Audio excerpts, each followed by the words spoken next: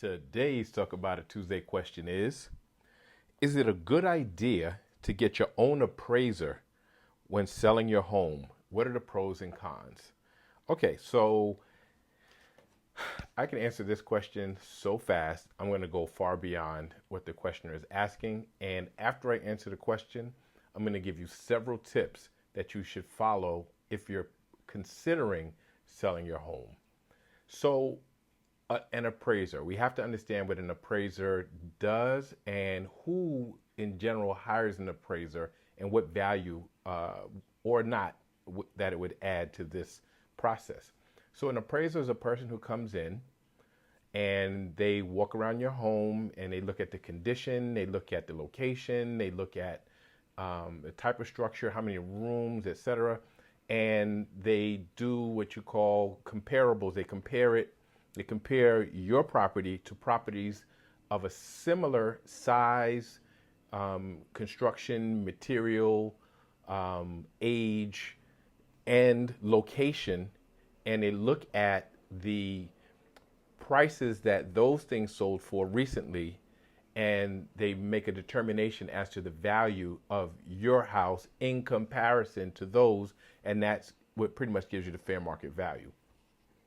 So when you're selling your home, you usually do not hire an appraiser. Why not? Because it adds no value, but it costs you money. So an appraiser will cost you to come in.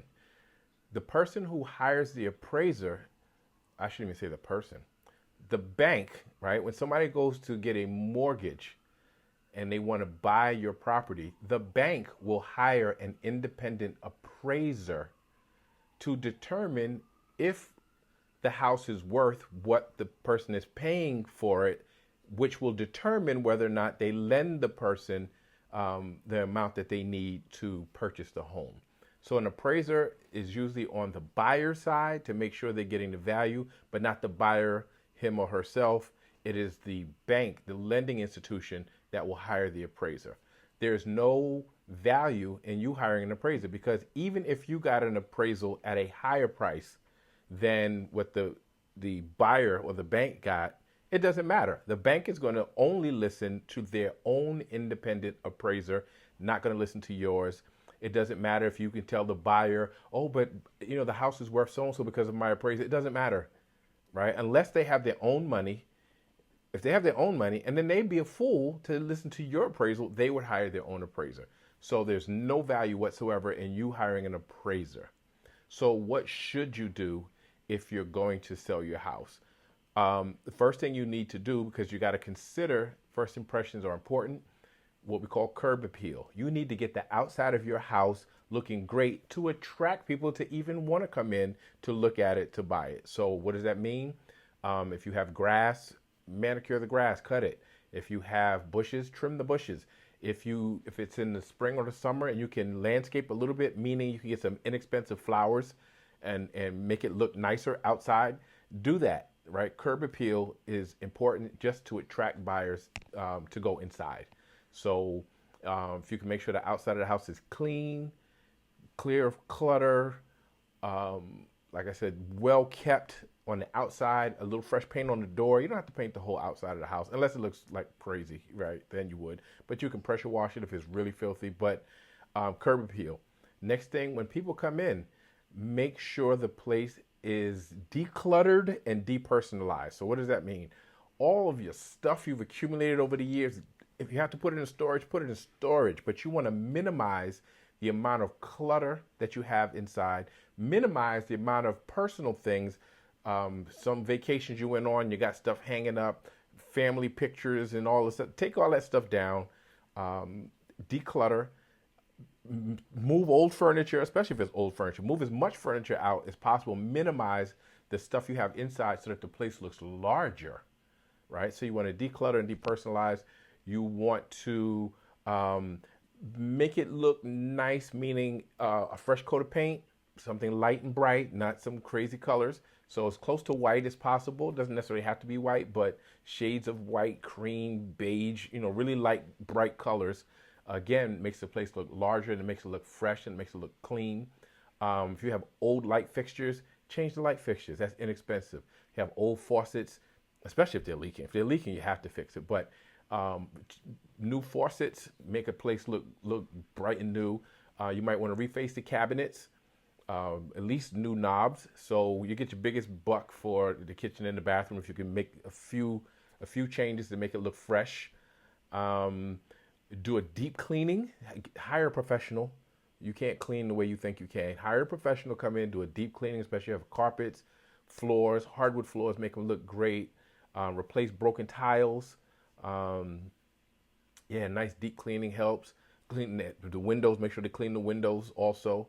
Um, what else? Those are some of the big things. But one of the biggest things I say, hire a professional to sell the house.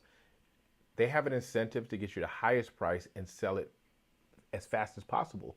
And those are the things that people are looking for. You want to sell it quickly and you want to sell it for the highest price possible.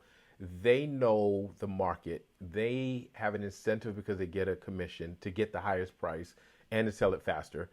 Um, they can tell you what the price is worth when they initially come in and let you know, hey, this is what the property is worth.